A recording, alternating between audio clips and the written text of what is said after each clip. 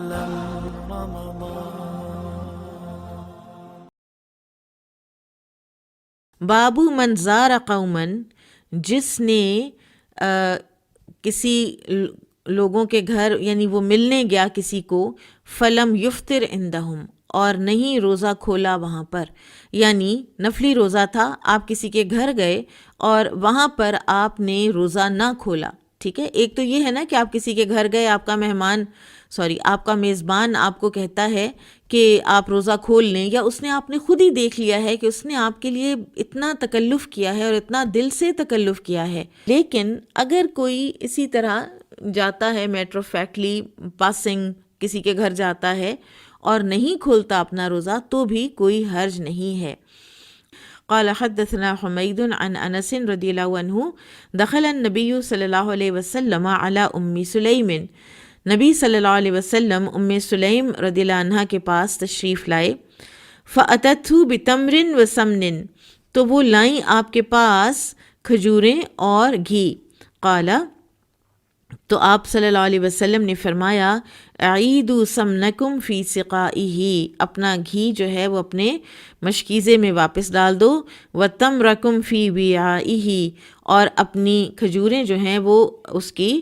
جو تھیلی ہے یا برتن ہے اسی میں واپس ڈال دو. فانی صائم، کیونکہ میں روزے سے ہوں. ثم قام، پھر آپ کھڑے ہوئے، الی ناحیۃ من البیت، گھر کے ایک کونے میں، فصلی غیر المکتوبہ، تو آپ صلی اللہ علیہ وسلم نے غیر المکتوبہ یعنی نفل نماز، فرض کے علاوہ کوئی نماز آپ نے پڑھی. فدعا لام سلیم، تو آپ نے دعا کی ام سلیم رضی اللہ عنہ کے لیے، واہل بیتہا، اور ان کے گھر والوں کے لیے. فقالت ام سلیم، تو ام سلیم نے کہا، یا رسول اللہ، اے اللہ کے رسول، ان لی خویصۃً، کہ میرا ایک بڑا خاص چھوٹا سا عزیز ہے. خویصہ تصغیر ہے نا، تو ایک چھوٹا سا خاص ایک میرا عزیز ہے. قال ما ہی، تو آپ صلی اللہ علیہ وسلم نے پوچھا وہ کون ہے؟ قالت، تو وہ بولیں، خادمک انس، آپ کا خادم انس رضی اللہ عنہ. فما ترک خیر آخرۃ ولا دنیا، پھر تو آپ صلی اللہ علیہ وسلم نے نہ چھوڑی کوئی بھی خیر کی دعا، نہ آخرت کی اور نہ دنیا کی، الا دعا لی بھی، مگر یہ کہ وہ آپ نے میرے لیے اللہ سے مانگی، یعنی مجھے وہ دعائیں آپ نے دیں. قال، فرمایا، اللہم ارزقہ، اے اللہ اس کو رزق دے، مالاً و ولداً وبارک لہ، اس کو مال دے، اس کو اولاد دے اور اس میں اس کے لیے برکتیں عطا فرما. فإنی لمن اکثر الانصار مالاً، تو میں پھر ہو گیا انصار میں سب سے زیادہ مال والا. وحدثتنی ابنتی، یہ انس بن مالک ہی کہہ رہے ہیں کہ مجھے میری بیٹی امینا نے بتایا، انہ دفن للصلبی، کہ دفن کیے جا چکے ہیں میرے بچے، مقدم الحجاج البصرۃ، کہ حجاج بن یوسف جب بصرہ آیا تو اس کے آنے کے وقت، بدع و عشرون و مئۃ، کہ اس وقت میرے تقریباً 120 سے زیادہ حقیقی بچے دفن ہو چکے ہیں، یعنی آگے گرینڈ چلڈرن بھی. قال ابن ابی مریم قال اخبرنا یحیی بن قال ابن ابی مریم اخبرنا یحیی بن ایوب قال حدثنی حمید سمع انس رضی اللہ عنہ عن النبی صلی اللہ علیہ وسلم. اور یہ جو راوی حدیث یحییٰ بن ایوب ہیں، یہ کہتے ہیں کہ مجھے حمید الطویل نے یہ حدیث بیان کی اور انہوں نے انس رضی اللہ عنہ سے سنا، اور انس رضی اللہ عنہ نبی صلی اللہ علیہ وسلم سے بیان کرتے ہیں. اب اس میں آپ دیکھیے کہ اگر تو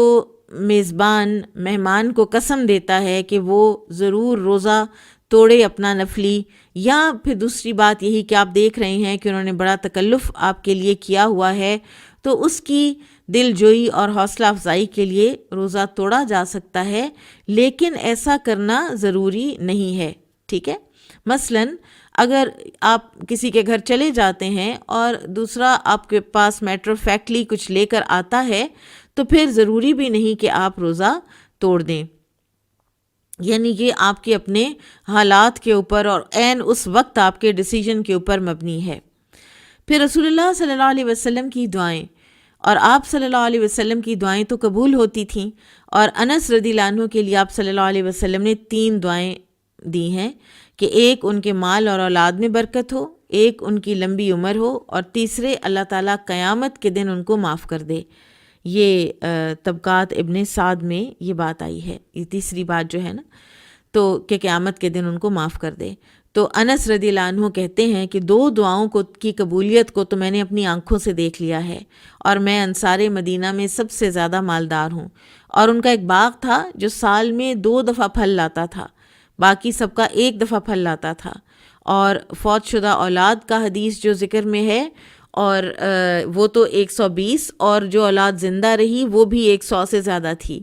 اور یہ جو تیسری دعا ہے اس کے بارے میں کہ مجھے قیامت کے دن اللہ معاف کرے گا، تو فرماتے ہیں کہ اللہ تعالیٰ انشاءاللہ اسے بھی شرف قبولیت عطا کرے گا، اور قیامت کے دن مجھے معافی مل جائے گی۔ اور یہ جو حجاج بن یوسف ہے نا، یہ انس بن مالک کی عمر اس وقت 80 برس تھی جب یہ بصرہ آیا تھا۔ اس وقت 80 برس کے تھے، اور 100 برس کی عمر میں ان کا انتقال ہوا تھا۔